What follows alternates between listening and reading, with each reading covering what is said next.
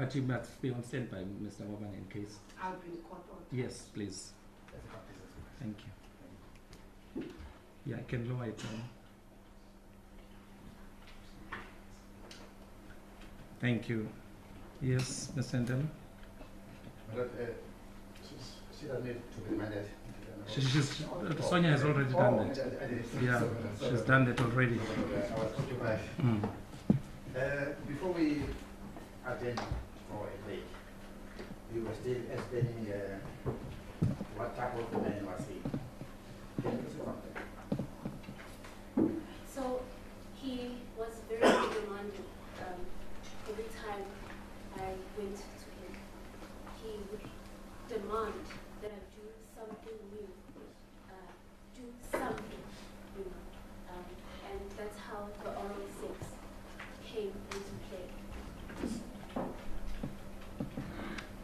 Now, you were saying this did not happen once. No. So I was being transported to him every single weekend, every holiday. And this would happen almost all the time. So if I was there for a weekend, he would do this to me on Saturday, on Sunday, if there was a chance. If I was there from holidays, the only time I would catch a break was when I was on my menstrual cycle, which I had to report to him via SMS or in passing if ever I get a chance to speak to him face to face, one-on-one. So that's the only time I ever got a break from satisfying him. Yes. Take us to what you say this happened every time you were with him. What places can you tell this happened? So while I was in the church, I obviously became a singer, and his musical training was the cover of why I would go to his house and why I would be with him all the time. So everyone understood that he was mentoring me and training me, even though that was not the case. We would travel the length and breadth of South Africa, more especially when he formed the girl band Grace Galaxy, which I was a part of. What's the name of the road? Grace Galaxy. Okay. So we would travel. Grace Galaxy. Grace Galaxy. Yes. So we would travel the length and breadth of South Africa, and every place that we would travel to, I was being summoned by him to go to his room and do exactly what he wanted me to do every single time. This would happen in Durban, in Port Elizabeth, in Richards Bay, in Cape Town, in East London, Secunda, Graceland, in Gauteng, if ever the church went there. He also took us to Israel and Nigeria, and this would happen there as well. I actually remember this one particular night in Richards Bay. He had arranged accommodation in a hotel, but it was two separate buildings. So he was staying on the one side, and we were staying in the other building. He summoned me in the odd hours of the morning, like 2, 3 a.m., and I had to walk from my room in that building to his room, which was about roughly a 10-minute or less walk at night to his room. And when he was done with me, I had to walk back by myself. This was the case every time we went to a hotel, because we would not sleep in the same room. So he would summon me from my room, and I would have to walk to his room and back. And what would happen was, I was in the spotlight in the church. So obviously people look at the way you look, your hair and everything. I would have hair. In the church, we were not allowed to have attached hair extensions. We had to use our natural hair. So I had short hair. I cut my hair and styled it. So every time I went to him, he would disregard the style and ruin it. And the only way to fix it was to go back to the salon. So I would have to explain myself to all these people asking me, what happened to your hair? What is it that you do up there? And I would have to cover it up, saying maybe he put his foot on my head while I was massaging his feet. And for most of the other girls, he started off with requiring them to massage him first. With me, that came later on. With me, he did not waste any time. He just went on from the sexual abuse to me massaging his feet.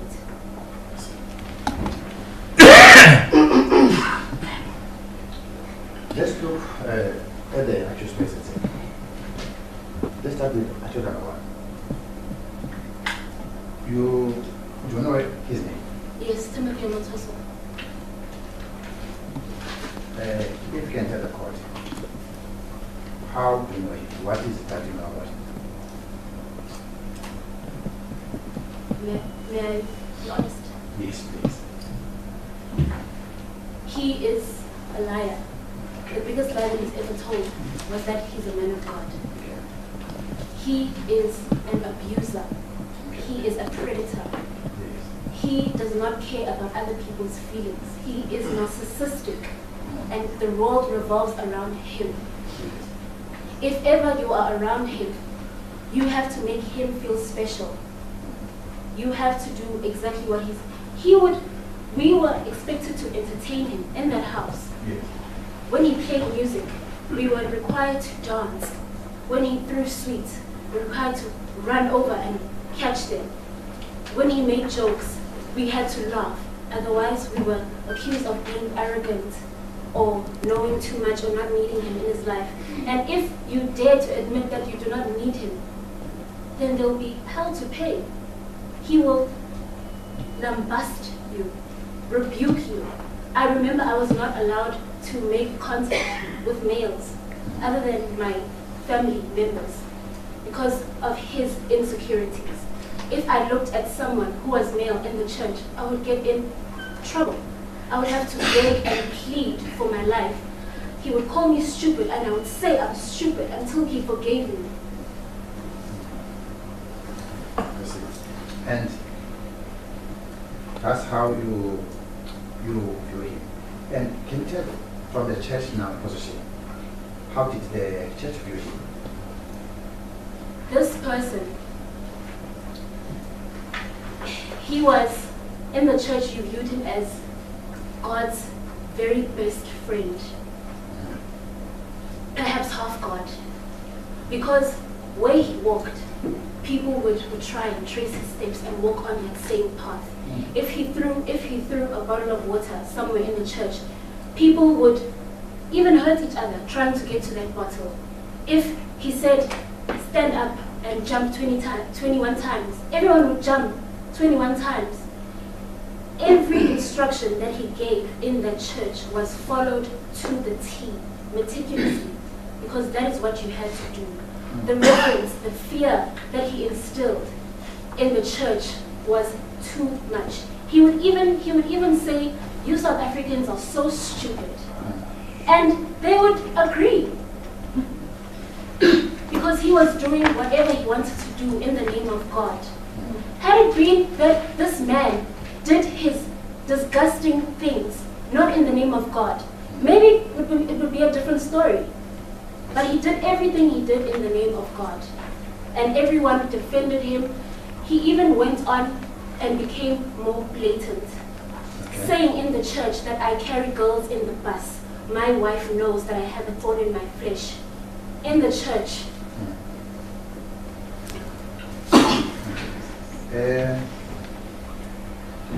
You mentioned something when you were talking about him, that you saw what happened to people who disobeyed. Yes. Can you elaborate on that? Yes. So, if ever you disobeyed or did not follow an instruction that he had given to you, or you spoke against him, or you dared to leave the church and think against him, you would die or go insane. Your life would just dry up. And I saw this happening. I remember there was a man in the church. I forgot his name. But he died because, well, he explained it and said he died because this man had disobeyed him. And these deaths, yes. Oh. And these deaths were so frequent. And every time there was a death in the church, it would be such a big thing. This fear would be reinforced into the church members again. And the whole church would be on, stand still, fearing and continuing to follow his instructions to the T. So every time there was a death, he would kind of flaunt with the person's life that has been lost and said that God is angry. So in essence, if you are against this man, you are against God. And if you prayed to God against him, God will not hear you. Because he spent years praying in the mountain, fasting, and there's no way that God will hear our prayers above his prayers. Oh. I even spent the longest time praying to God while I was in the church, asking him, why are you allowing me to go through this? Why is this man saying that I need to please him to get a crown in heaven? Why is this my ticket to go to heaven? Why am I going to hell if I do not please him? And he would say, you can pray all you want. God will not hear you.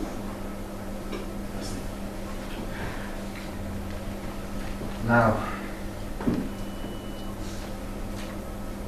let's move to actual number 2. Do you know her? Yes, I know her.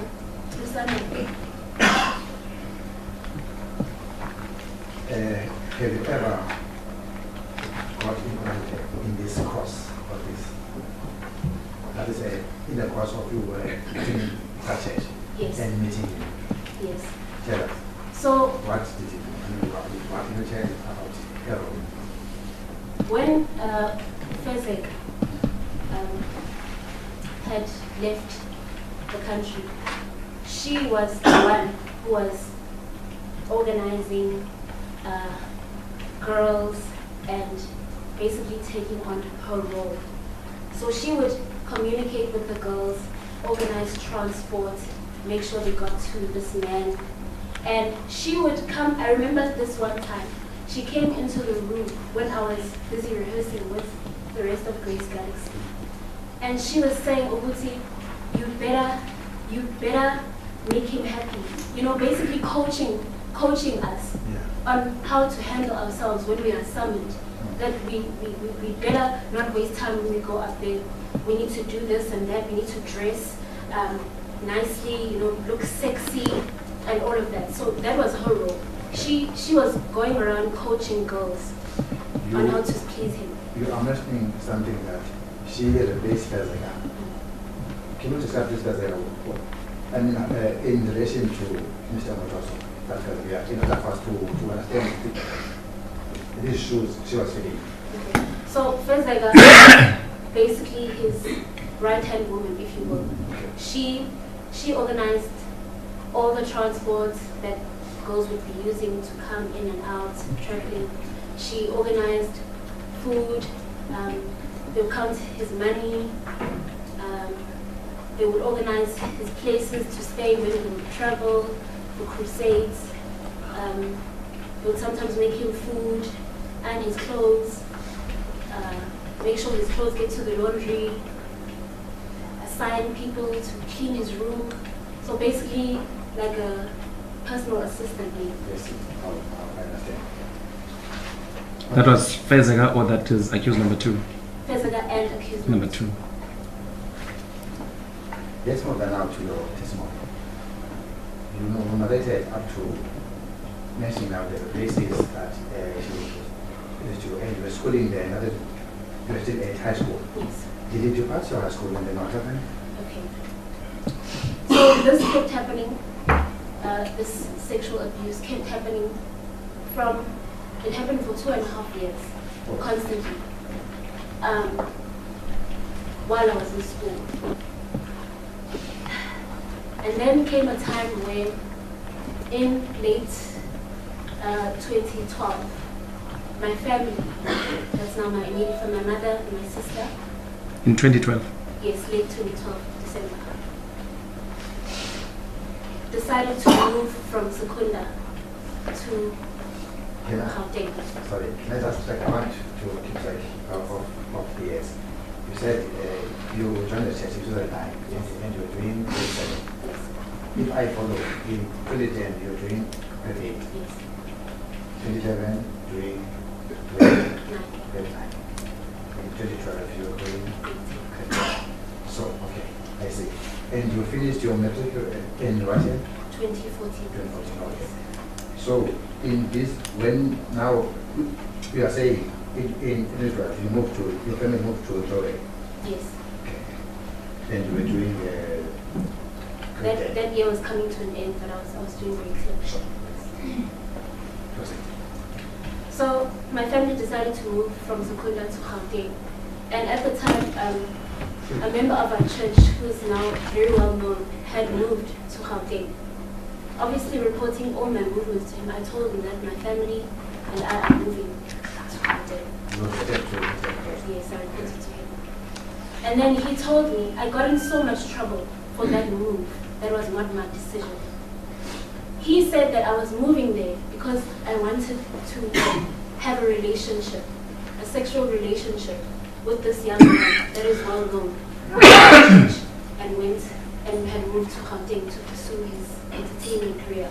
He blamed me, calling me demonic, telling me that I'm going there, going after a man, when in fact I'm going there because my family is moving there. I don't know whether he expected me to stay behind while my family moved, but that was the case.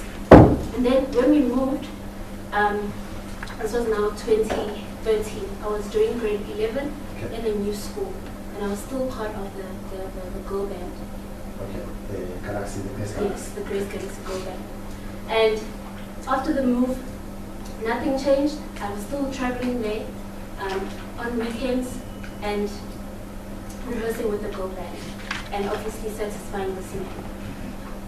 So there came a time in my high school, this high school was more vibrant, and because I had been so isolated from outside life all of these years since my adolescent stage began, the school was very vibrant, you know, full of people who were different from back home, and I developed a crush on a boy at school.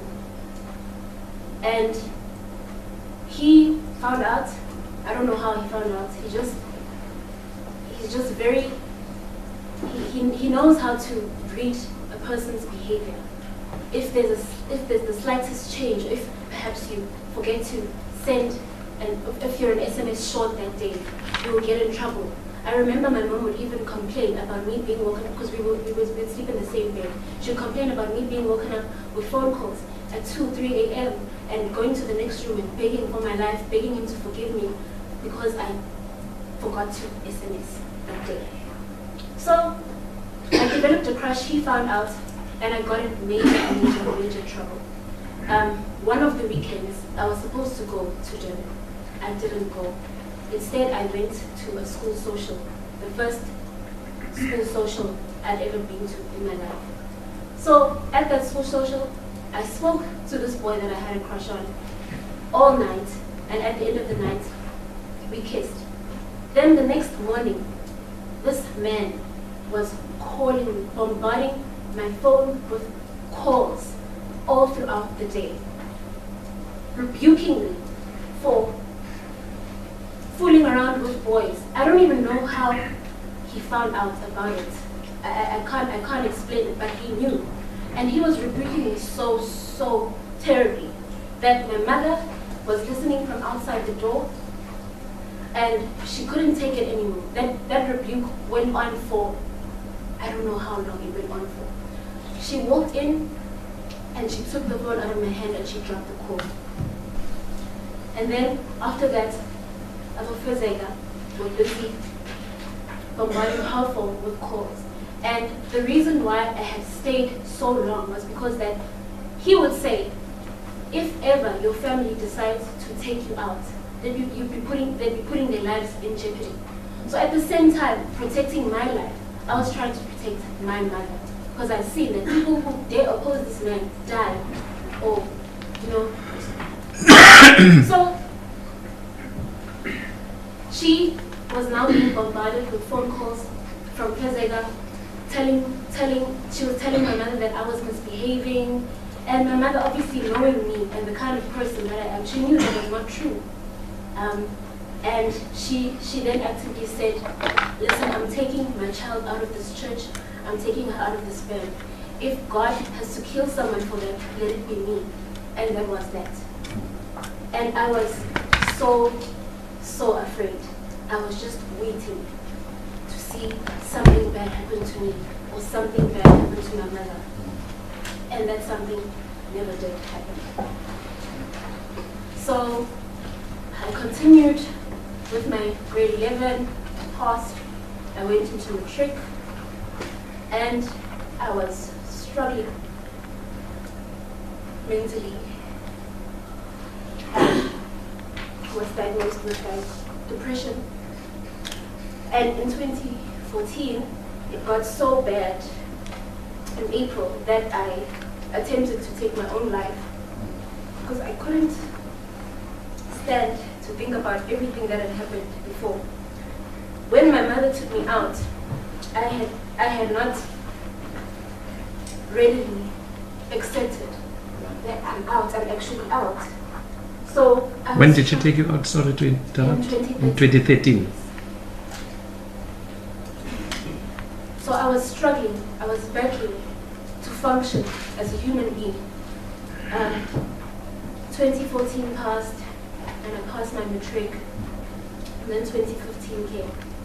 Now, throughout this time, I had cut off all communication with him, with everyone in the church except for two young ladies. So you stopped communicating with him in 2013? Yes. Yes, thank you. So I had still been communicating with one of my former bandmates, Cindy, and I was communicating with the young lady that had replaced me, Vicky. And to be quite honest, I had missed singing in that church. I missed being with, my friends in the girl band. And when we would talk, I would ask them about how things were in the church and how things were progressing, if things were still the same. And they would tell me, yes, things are much, much better now. And then they would ask me, obviously, why I don't come back. And I would say, well, you guys probably know why I left. Those conversations went on and on and on and on until I was convinced that I should come back to church. So, before your mother took you out of that church, did you ever tell your friends about what was happening to you? Never. I never uttered. Even to your friends, as you are putting it, that is to your girl members? No, never. Because before I left, it was as if the group was standing, or the survival of the group in terms of surviving with him was standing on my shoulders. Yes. So every time he was angry at the group, they would advise me, go see him, the way you always do, and maybe he'll forgive us. So everything was on my shoulders. And I just could not take that anymore. So while we're talking, they told me, no, the man of God has changed. Those things that used to happen in the mission house don't happen anymore. And obviously, I was skeptical in the beginning, but I needed closure. I needed to hear him tell me he's sorry for what he did, and I needed to kind of find out if did this really happen to me? Am I really someone who suffered from this thing? So I went back. At the time, there was a crusade happening in Port Elizabeth. So if I understand you were looking for answers? Yes. I had been looking, and I gathered some strength, having been out of the church and still being alive and not mentally ill, or, I needed some form of closure.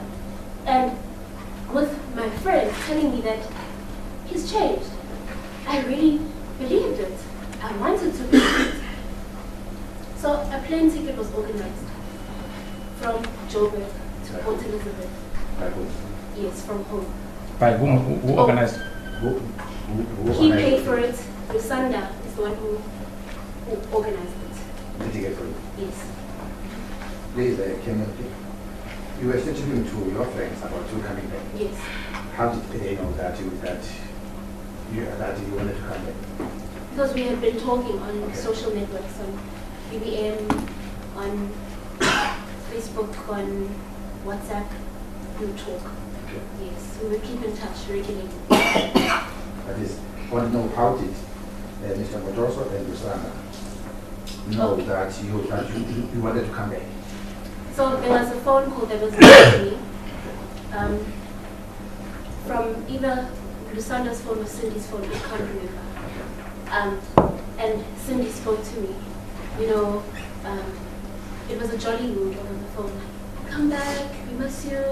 And I told him, I miss you guys too. And you know, I'm thinking of coming back. And then Lusanda joined the phone call. And in the same jolly mood said, come back to church. And then I didn't know that I was on loudspeaker at the time, with him in the room as well. So then I hear his voice. And then I was shocked to hear him. And then he said, come back, you know, he said, come back. Oh. And he sounded like a, maybe I wanted to think that he sounded like a changed man. So that was that. And the plane ticket was organized.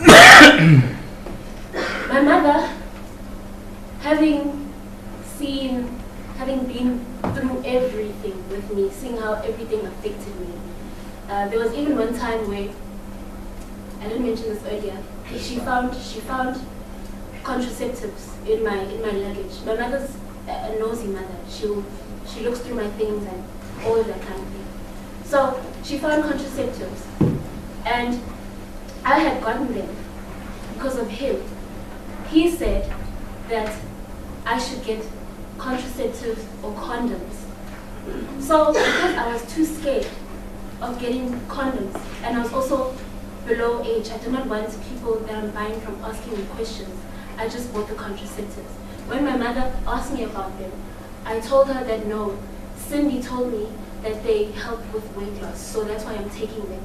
And when she asked me, I remember snapping at her. I was angry at her for asking me that, because I was, in my head I was like, doesn't this woman know that I'm trying to keep her alive? She must just stop asking me questions and let things happen, you know. So... Was she aware that these things you've narrated were happening to you at the time? She had suspicions. So you never told her about your encounters with accused number 1, as you said? Never. I never said it with my mouth, never. So, she obviously, having gone through all of this with me, trying to take me to therapy, me trying to heal myself, all of that, she was opposing that I go back. But I told her, I managed to convince her that no, let me go and see. I just want to see how things are now. So she eventually let me go. I boarded the plane and I got to Port Elizabeth, and Lusanda and Cindy were waiting for me at the airport. That was 2014? No, sir, that was 2015 May. Yes, 2015 May. They were at the airport waiting for me, and when I saw Cindy, I had not seen her since I left the church in 2013. It was a very emotional embrace between the two of us, and so we got a cab to a guest house that Omotoso had rented out for him and the girls. Excuse me, sorry to take to step. You said Lusanda and who? Cindy. Wait, and Cindy. Yes. Thanks, you may carry on. So we went to the guest house that he booked the whole house in Port Elizabeth for him and the girls. We arrived there, and when I got there, I saw a lot of new faces, a lot of new girls in the house, you know, just going about, getting ready for church. And Lopsy was there as well. She... Who is Lopsy? Accused number 3. Okay. Yes. What is her name?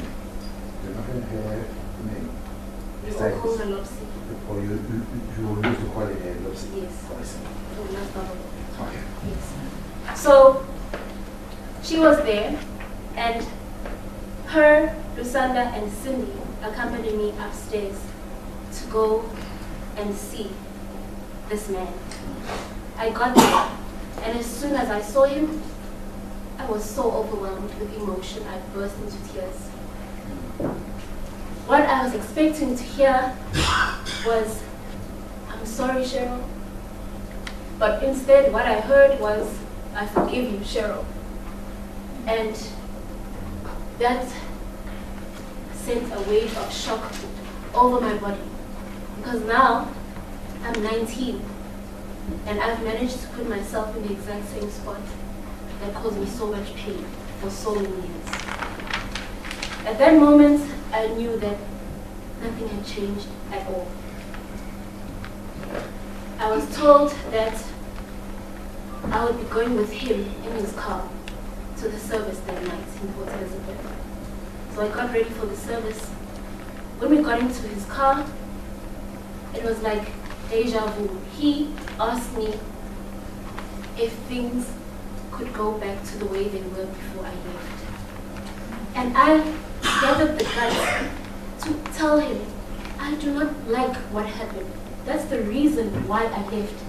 I had the guts to ask him why this was needed, why this was necessary.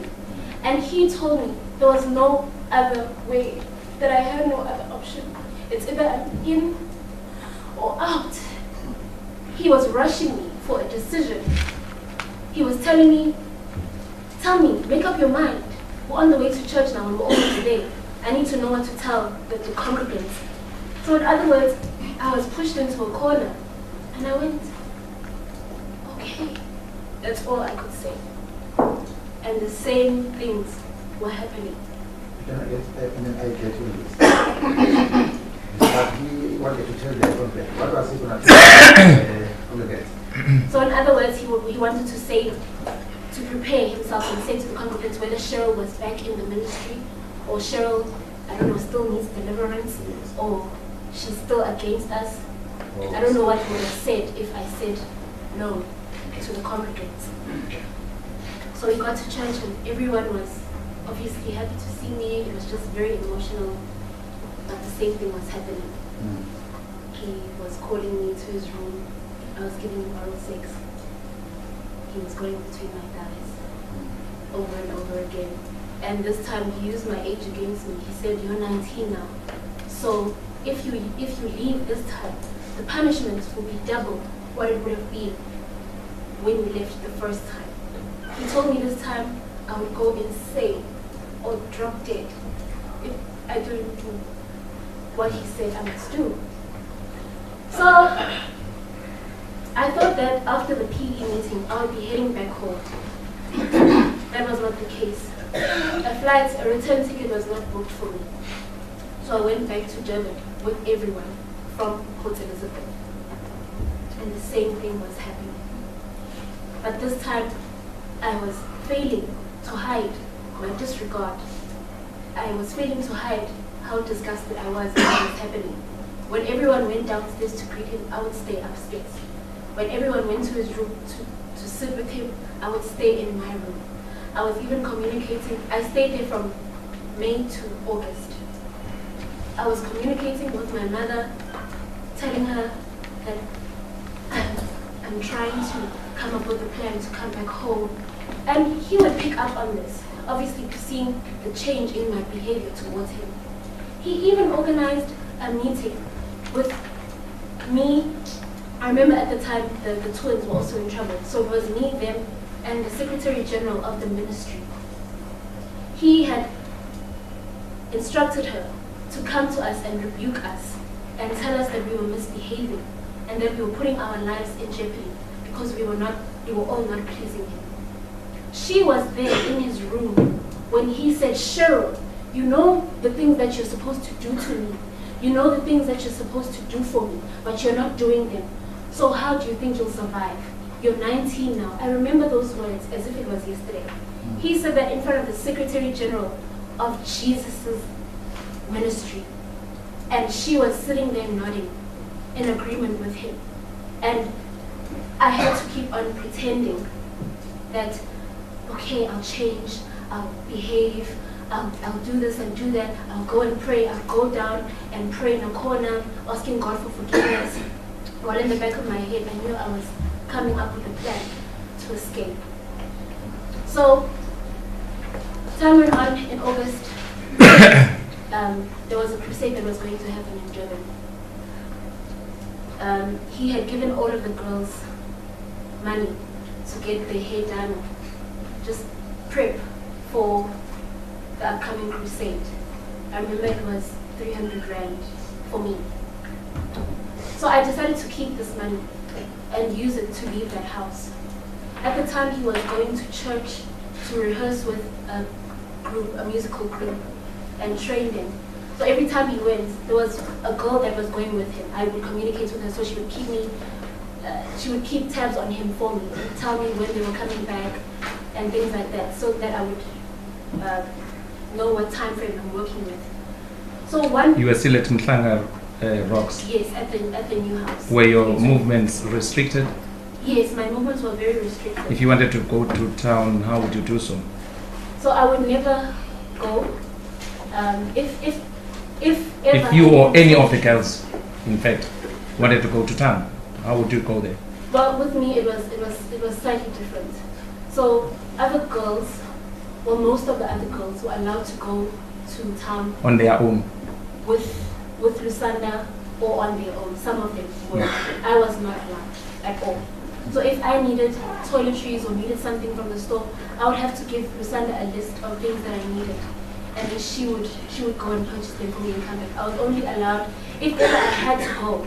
For instance, anyway, I would have to go with Lusanda. I wouldn't go without supervision, but that was very rare. It was very rare for that to happen. I was only going to church and coming back from church when I was living in that house. Yeah, you may carry on, listen. So when that August crusade came, I had been communicating with my mother. I said I took the money and kept it. And I have family in KZN, Pietermaritzburg. So I spoke to my aunt, who I'm very close to, and her husband has a cousin who goes to college in Durban. So he put me into contact with her and said she will be on standby whenever you're ready to leave. So that day, I remember, I was packing my things. And the thing about that house is that we all kept tabs on each other. We knew what the other person was doing. So it was not easy for me to organize my belongings. I just took as many things as I could. I remember I even left a lot of my clothes in one of the closets of that house.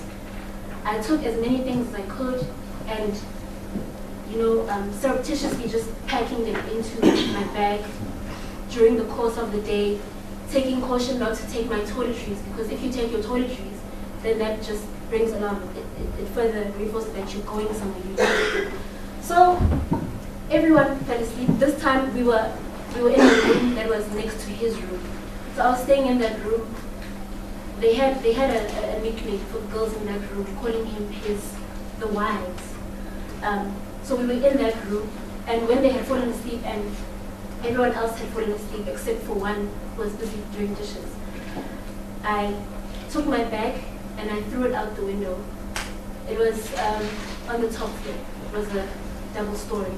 So I threw my bag out of that window, and then I told myself that I would just take my toiletries when I'm ready to walk out. So the lady who was with him, keeping tabs on him for me, told me that they were about to leave church and come back. So I knew this was now around 3 a.m. in the morning. I knew that I had to act fast and make my move very quickly. So the only obstacle was that lady who was downstairs, because I didn't want anyone to see me, because she was going to cause alarm and make a scene. I just decided to disregard her, take the gate key, push the button, open the gate. I took my bag, I walked out, and she went in and woke all of them up. Lusanda, the Chrysolites, everyone who was in the house came out onto the street and told me, Cheryl, love your life. You're going to die if you do this. They were busy shouting that on the street, I remember. And I just looked back and I got into the cab and I went to the residence, the student residence that my aunt's husband's cousin was staying at, and she accommodated me there for that night.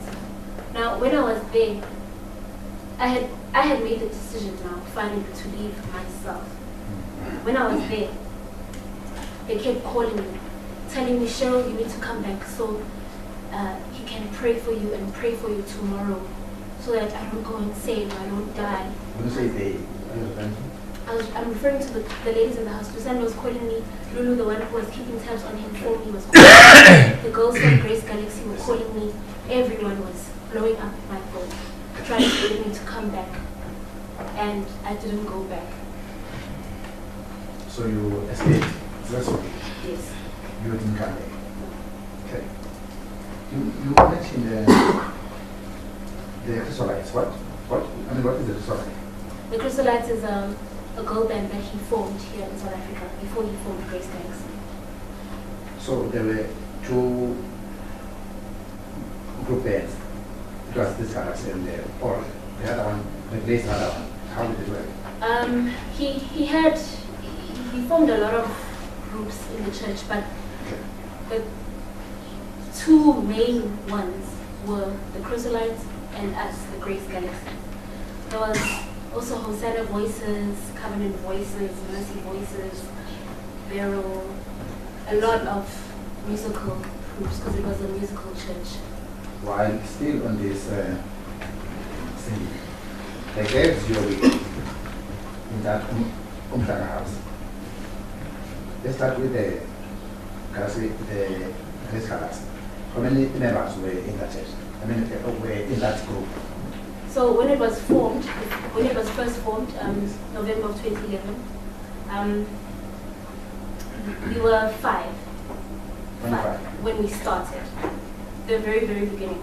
Okay. And then 2 left the group, then we were 3. Yes. And then as the 3, we went on to do a lot of things like photo shoots sponsored by him, traveling to Israel, Nigeria, and recording the single that was released. Yeah. Maybe they might come later. Who were the members, these members, in this 5? In the beginning, it was Susanda, another lady, got a name, myself, Cindy, and John. Then I left. Okay. Then Vicky replaced me. Okay. There were 3. Okay. So Susanda and the one whose name I forgot left while I was still there. Then I left. Then Vicky replaced me. And then after Vicky joined, the twins joined, Melissa and Anne. Okay. Yes, they joined. And then when I came back, there were 6 of us. What I mean, I want to understand, make me understand this.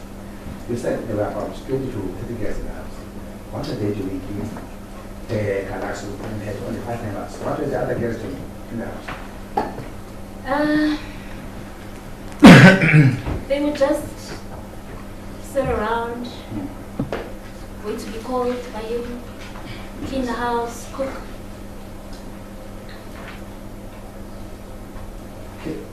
As you said that, if I understood you so that in 2015 you left in August then, yes. When did you arrive? What month did you arrive? Arrive at that home house in 2015. May. In May. Yes. So after you stayed, the PE meeting was done. You stayed from May up to August. At the Mshanga house. Yes. What is the address of that house? 2 Royal Palm. 2 Royal Palm.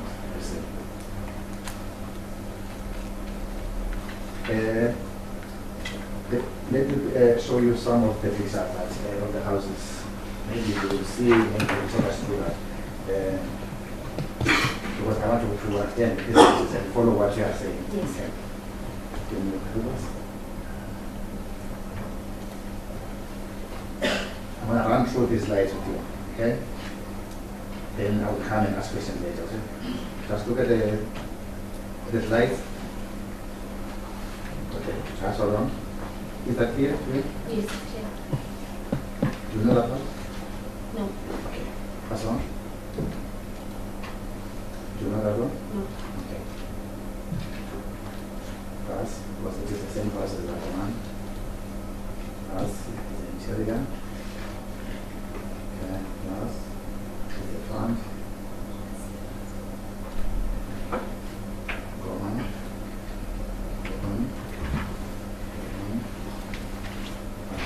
That one.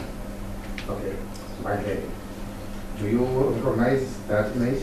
Yes, those are the kind of the inflatables that we sleep on in the house. That is how they place in the room. Yes. I see. Go down. Yeah, I recognize that. Okay. Go down. Go down. Go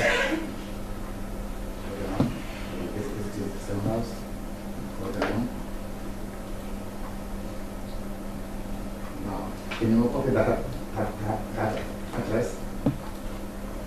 Is this the address? This is the house I escaped from in August. Can you show the house? Is this the house? Yes, this is the house. Can you know? And Okay, then just hold on. Yeah. You can now talk. Okay. No, please go back to that slide. First one. You wanted to say something? Yes. The window in the middle, on the right hand side of the Yeah. house. Can you point this? That one. Okay. That's the window I threw my bag out of Okay. when I left the house in August. Let's try and give the picture on the house. That house, how many is it? It is made up of how many stories? Is it a single-story building or a two-story building? That house. It's double. Double. Okay. There's a bottom floor and there's a top floor. Okay. What else in the bottom floor? At the bottom floor there was a prayer room Okay. that had a big screen and some sound equipment, and then there was a TV In the room. bottom one. The Yes, bottom the one, bottom. yes. Okay. And then there was the kitchen and the pantry, and then outside there was the room that Grace Galaxy used to rehearse, and every member of the group slept except for me because I was sleeping upstairs. Oh. Now upstairs was his bedroom. Next to his bedroom, Can you see it from that? that window next to the one I pointed out, that's the window. That on the left. That's the room where we slept. You slept. Myself, and two other ladies. That is the Galaxy bed. No, not Oh. the Galaxy Girls. Oh. Because I was not. He separated me Oh. from them in terms of sleeping arrangements. Do you still know where those two ladies? Yes. You still know? Where they? Usazi, Sazisile, and Shanti. And Shanti, okay. Yes. And then the next room to the left To the left. that was his room. Can you go to the next line? Maybe it will show this one. Go down. Well, that window on the left. Left. Oh. Can you go to the first one? The first line of the yes. Okay. You can now see Yes, the that's on the left at the top. That's his that was room. it. This one. Yes. And this window was your window. Yes, Yes. that one. And then you said you threw your bags out of that window and you Yes. can you go down to the restaurant also to comment on something? You finish on the photos. Okay. Do you recognize that person? Yes. What kind of- That's how he would usually be sitting with the girls. If he was sitting there watching television, especially Yeah. with me, I would have to turn away from the television if an attractive man appeared, because he would always give me a side eye and rebuke me for looking at the screen while an attractive man was on there, and he would make it a joke, saying that I want the man, or some things along those lines. And if he decided to get up from that couch and, play piano, we'd all have to sing along, behave as though we were people who were at a concert and enjoying ourselves. This was basically how things were in the house. Whoever was in charge of serving him food would come and serve him his food. And one thing that I must mention is that we were starved. Yes, So besides the sleep deprivation in that house, not being allowed to get enough sleep, we were starved. We would eat once a day. If we were lucky, maybe twice. If we were lucky, he'd share some of his food, throw it at someone and we had to catch it and eat it. And obviously, in that environment, you know, you think that you're walking the straight and narrow path, but in retrospect, I understand that he was manipulating us, using anything that he has to obtain complete mind control. This person owned my movements. I couldn't buy sugar without him knowing. That's how deep it was. We were starving, and we would watch him eat day in and day out. Can you tell me, while you were there, how was your day mapped out? Okay, so when you wake up, That's your normal day, yeah. yes, Yes. when you wake up, obviously make sure you're clean, you know, fresh, and he'll basically lead us as to how the day proceeds. If he comes downstairs from his room, you must come downstairs and be with him. Someone must massage his feet, you know, talk to him. He would be the ruler of it. He had our days mapped out, basically. Oh, I see. So we didn't own our days. Our days belonged to him. He would tell us what to do, and we would do that. So you had no say in what you are going to do, maybe in this day? No, I see. no. Especially with me at the girl band, we had to rehearse. We had to rehearse and, you know, sing in the room all day. That's what we did. And he was so controlling to such an extent that he would compose each and every song that we sang. So we would record him composing a song, and he would have to sing every single note that comes from his mouth. We would have to sing it, make an exact replica as a group. So we were not even allowed to make our own music. Are you able from that picture to tell who is that name in that vision? That's Timothy Omotoso. I see. Can you go to the next slide, please? Okay. Is there something you want to share? The way I described Yeah. people embracing him, Okay. that's what's happening there. And I recognize one of my bandmates, Johnny, in the picture. And bandmates of one of the bandmates, Pretty. So that is how, because if you look, I mean, can you see actually number one, that is Omotoso in that case? Yes, that is him. That's him. So even if he perhaps left the house Yeah. and went somewhere, or maybe to go and check on his wife and his kids and come back, we would have to form that same queue and greet him like what's happening here again. Because there's somebody kneeling in front of him if it's him. Yes, that's him, and that's someone kneeling in front of him, and that lady, she's on his, if you can see, she's Yes, that one. embracing his nether regions over there. Another What regions? Nether, Never regions. nether. Oh. You're rolling like anything. Eh? I'll have to catch up. There's nothing I can do.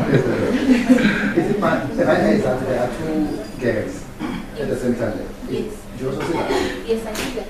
They are meeting at the same time. Yes, that girl, she looks like Tabzo, one of the members of Somji Proselytes. Oh, I see. And the other one, you cannot see No. this. Yes. Okay. Can you go to the next one? Is this also part of that? Yes, Completing? yes. So what would happen was, whichever girl was his favorite Okay. that season would have to sit beside him the entire time. That season. Yes. So there were seasons.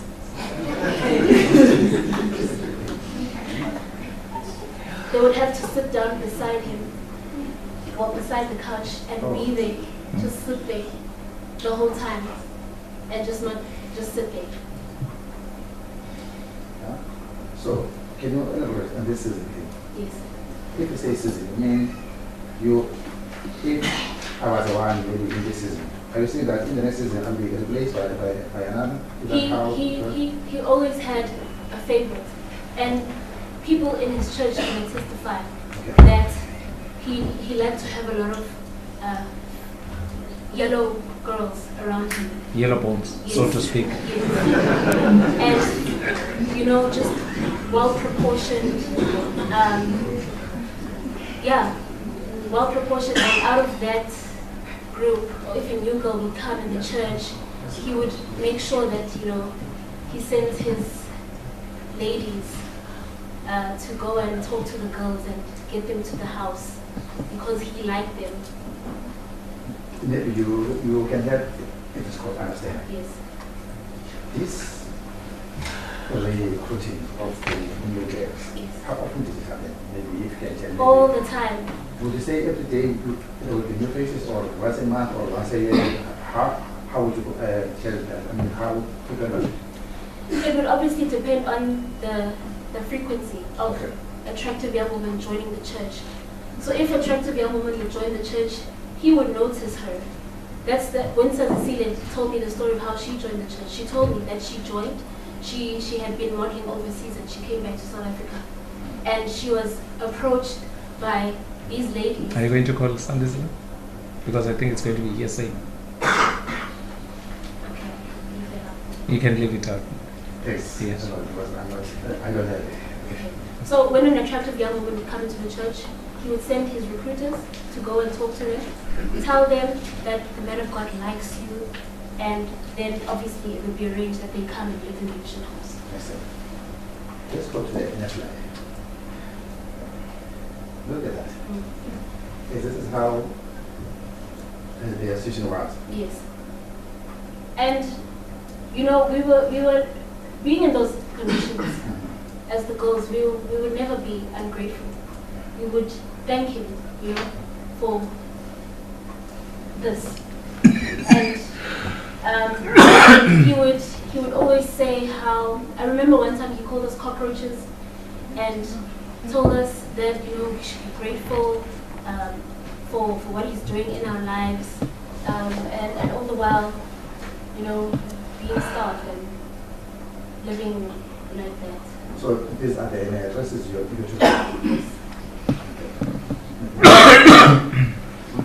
Just like this. Do you recognize some of those areas? Yes, I do. You don't have to. Yes. It's fine. You are not one of them. Yes, and I remember Yeah.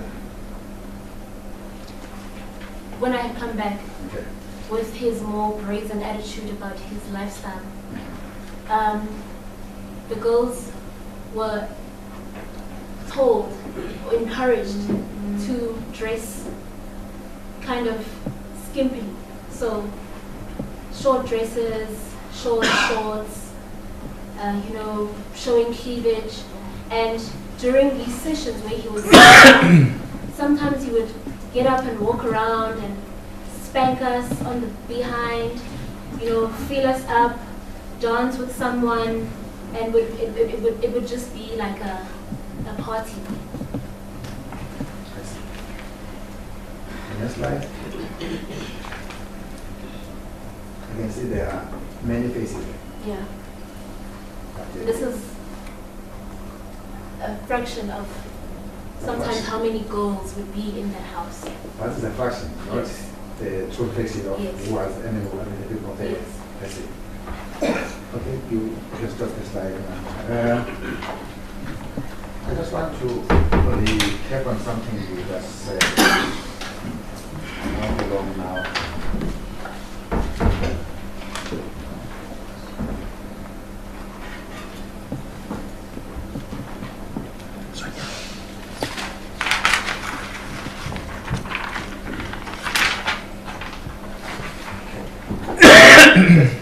I just want to, if I understood you, there were periods when you were asked to come to his place, this in Ghana, or when you tried to get to him. What year was that?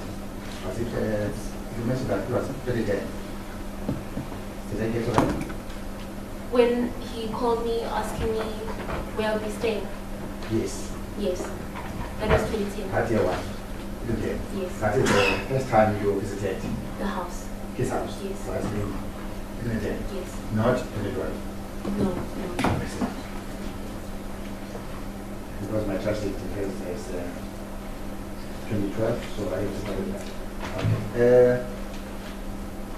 Another thing I just want also to clarify, I understood over here.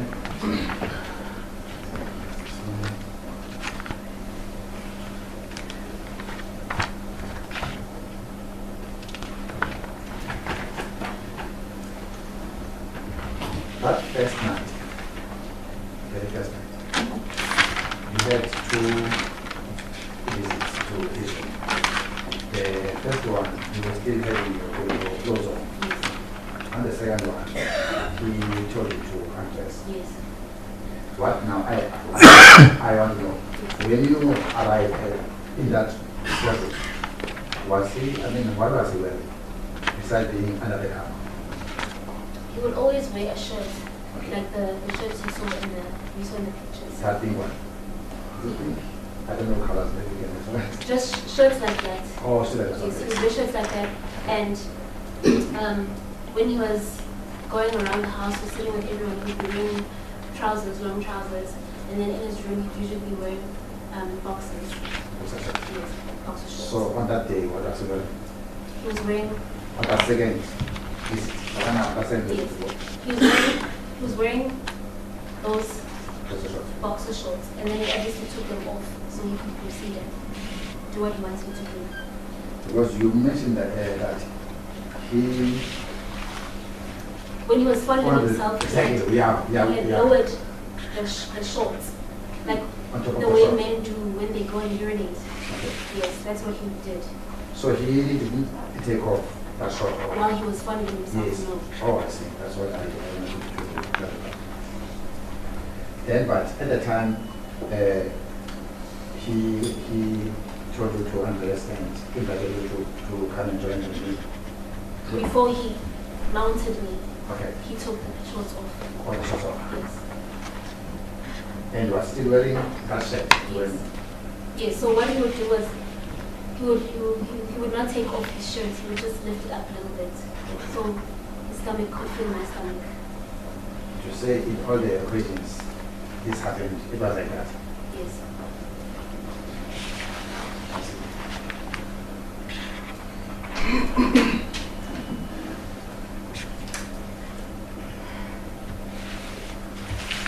And look, before I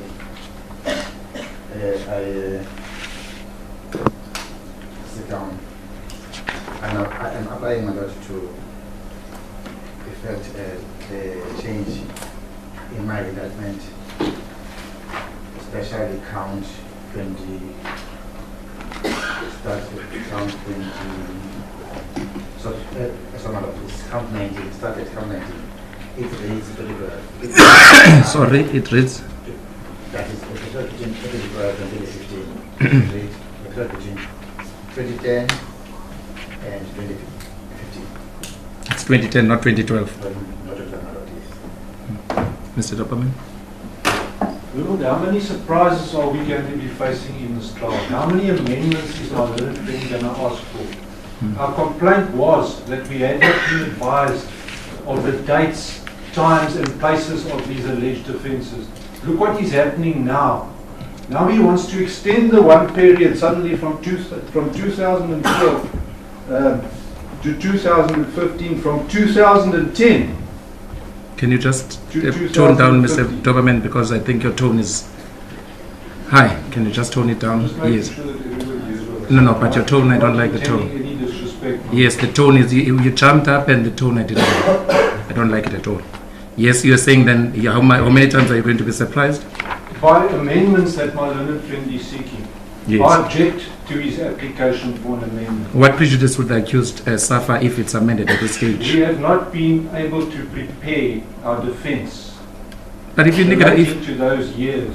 if you need some time, then we can stand the matter down and then you prepare. If that's the complaint you have, That is part of my complaint. then in that event The we other can part of stand the- this witness down before you cross-examine him, Lord, and then the other part of my complaint is that we are being taken by surprise. That is the other part of my complaint. Yes. The other part of my complaint is that we were required to plead on the charge Yes. as it stood. yes. Now the charge has once again changed, or my learned friend is seeking leave that the charge sheet be amended. Yes. So we pleaded to one charge, now the period is extended by a further 2 years suddenly.